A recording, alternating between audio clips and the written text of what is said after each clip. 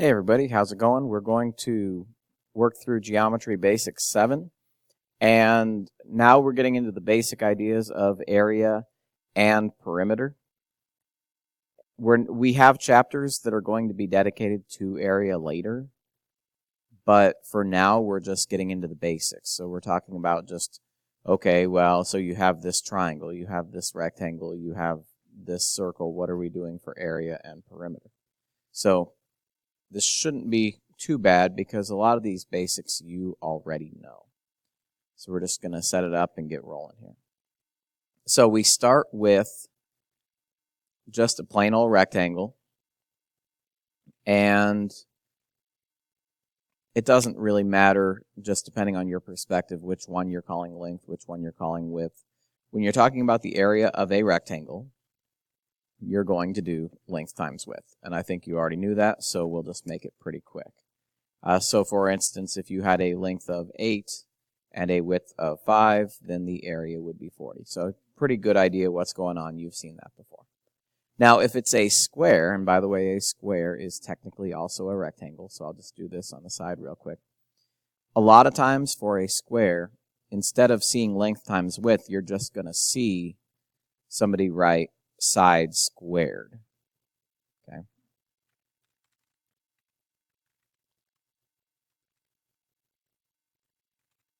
So I just want to throw that out there. And the reason we do that is because in a square, the length and the width are the same. So you're allowed to use the same variable for both. All right. When you get to a triangle, you have to make sure that the information that's given to you is actually the correct information. You do want the base. And then these slant heights don't actually matter. You want to make sure that the height in the middle is the one that you're working with. And then this is where a lot of people are taught different things. They're all correct. I don't want to give anyone the impression that they were wrong when they learned something different. But we've got 1/2 base times height is the one that I have always used. Some kids do base times height divided by 2. And hopefully we can recognize by now that that is the same thing. Okay, so I just want to make sure we have a sense of the fact that whatever you learned, you're probably right. Whatever you were taught, whatever formula your teacher used should probably be good. Base times height divided by 2, 1/2 base times height, base divided by 2 times height. I mean, it could be anything. So order doesn't matter when we multiply, so that's part of the deal. All right, when it comes to a circle, I'm pretty sure you know this, but, well, I guess I shouldn't say that because a lot of kids do get area and circumference mixed up when it comes to a circle. But the area of a circle is going to be pi r squared. Okay, now, again, so you might not know it because you might get it confused with the distance around a circle, which we're going to talk about in about 30 seconds. Okay, when it comes to perimeter, I don't like attaching formulas to it personally, because as long as you understand that perimeter is the distance around something, then it's going to make a lot of sense. So instead of memorizing a formula for perimeter, we can use common sense. For example, if we did the rectangle here, if you were to go all the way around it, there would be 2 widths, there'd be 2 lengths, and so you would just say perimeter is 2 of these plus 2 of these. So you don't have to overthink it. Okay, so that's what I'm in favor of personally. Now, the one that you do need to memorize would be the circumference of a circle, because there's no really easy way to make it around and just have common sense. So we are going to have to work our way through that. Now, we've got actually 2 different options for that. Some teachers are going to teach that it is pi times the diameter. Some teachers are going to teach that it is going to be 2 pi r. They're both right. Again, this is one of those things that different teachers are going to approach things from different perspectives, and none of those perspectives are necessarily wrong. You just have to know that these are the same thing. And the reason it's the same thing is because if you put a radius next to another radius, what you end up getting is a diameter. So both formulas are good, and I definitely don't want to hold anyone back. All right, find the perimeter or circumference and the area of the figure. We'll do some practice problems and we'll get going. I'm going to go pretty quickly through these because there's not a lot of them. There's not a lot of issues as far as the math is concerned. We're practicing our basic skills. All right, so the area of the rectangle here is going to be length times width, 13 times 7, which is 91 units squared. Now, remember, you have to label square units. You can write out square units if you want. If they give you a label like centimeters or inches, you have to use it. You don't have a choice, but it has to be squared for area because we are dealing with square units. Perimeter will not be because perimeter is just distance around. Now, we talked about it earlier. You've got a couple of lengths, a couple of widths. You're trying to make it around the rectangle all the way. So 13 and 7 and 13 and 7. So your distance around would be as much as it would take to make it through, and you would end up getting 40, and you could just say units for this one. Okay. Now for a square, the area is going to be length times width, but in this case, with a square, length and width are the same. So 8 times 8, which is going to be 64. And again, they did not give us a unit, so we have to just say units squared. Perimeter is the distance around, 8 and 8 and 8 and 8. There you go. What do you know? 32 units. Okay. Now, the congruent symbols are going to come into play right here. We've got a 5 right here. That means we've got a 5 right here as well. That will not matter for area, but it will matter for perimeter.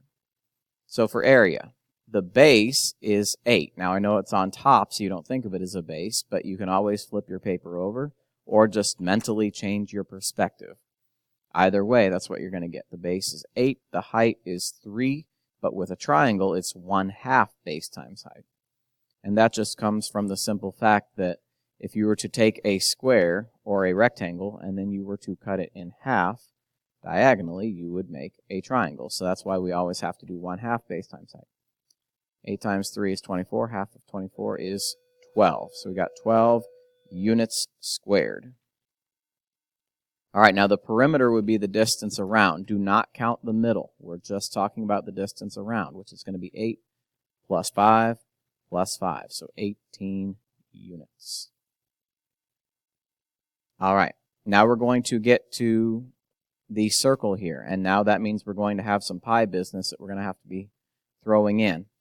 Area is, if you look up, if you remember, even if you don't remember, pi r squared. So we're going to do the radius, which is 5. Order of operations says you have to square it, which is going to give you 25. And this is where it's going to depend on what the question is asking for. Okay, if the question wants the exact answer, then just leave the pi there. Don't round it. If the question does not want the exact answer, that is when you're going to actually type in 25 times pi on the calculator and then maybe round it to 2 decimal places. My take personally is if there is no specification, if you are not told what to do, then you can do either one. But that's just me. So if you have a teacher who has something that they want you to do all the time with that, then it's going to change. Now, perimeter is going to be 2 pi r or pi times the diameter, whichever one you want to look at. If the radius is 5, the diameter is 10, so that means the perimeter is going to be either 10 pi units, or if you wanted to actually punch it in a calculator, round it, well, 10 times pi, so you're just going to move the decimal over, and you're going to get 31.42 units. All right, let's go back to this square right here. It doesn't necessarily look like a square on number 5, but it is, and I can tell. And the reason I can tell is because we've got 4 right angles and 4 equal sides, 4 congruent sides. That means automatically it is going to be a square. The perimeter is going to be the distance around. 12 plus 12 plus 12 plus 12 is 48. Now, number 6, this one I think I'm going to put in red just to make a point. The area is a piece of cake. The base is 12. The height is 5. 12 times 5 is 60, and half of that is 30. The problem is when we start getting into perimeter. Perimeter is the distance around, but we have a missing side, so we're going to have to do the Pythagorean theorem. Now, what that tells me is that when we're going through, we've got a squared plus b squared equals c squared, in case you forgot that rule. And that means we're going to have to plug it in. 5 squared plus 12 squared equals c squared. Now, hopefully you have a calculator lying around. This one actually works perfectly. It is a Pythagorean triple, they say, as in there are 3 numbers that will work perfectly. 3 whole numbers that will work perfectly. Turns out 5 squared plus 12 squared is 169. So that's going to equal c squared. And then the square root of 169, because remember, if you want to undo a square, you're going to need a square root. It means you're going to get 13.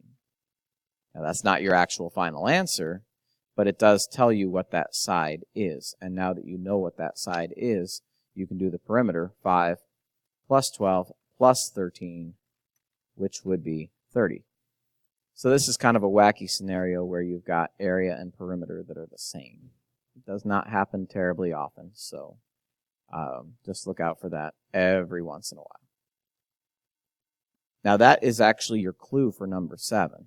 5, 12, and 13. That was an example of a Pythagorean triple, which means the missing length that you see right here, we have a 12, we have a 13. So that missing length is 5. Now, if you don't believe me, you can go through and actually go through the long way. I'm not sure I really want you to, but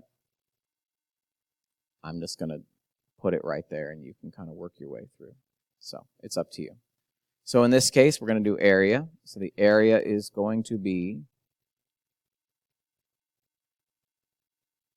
the base, the whole base, which is now 21, times 12, which is going to be 252. And then half of that, because it's 1/2 base times height, 126 units squared. Okay. Now for the perimeter, we've got to make it all the way around, which now should be pretty easy to do because we have the 21 down below. So you add up all the pieces and you end up getting a perimeter of 54. Okay. Now number 8, we'll make this one blue here.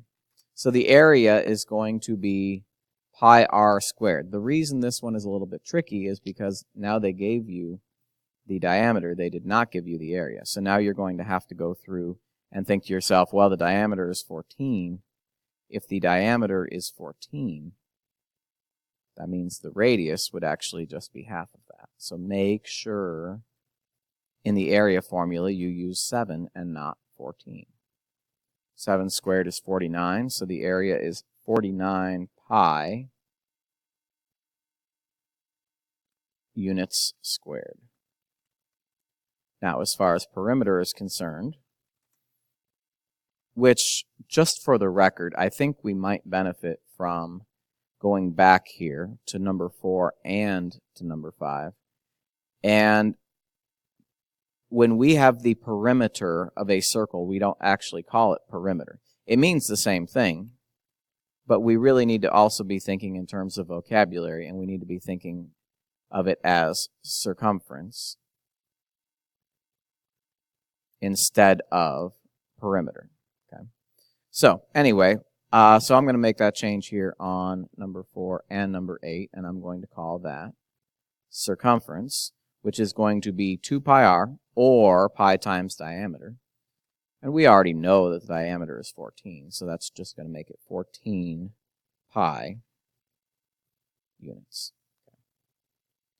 So we'll do one more, and then you'll have the section that I want you to try on your own here. So we've got the area. Now, you may need a calculator at some point here. It's not a bad thing to have anyway. 6.4 times 2.2 is going to be 14.08 units squared.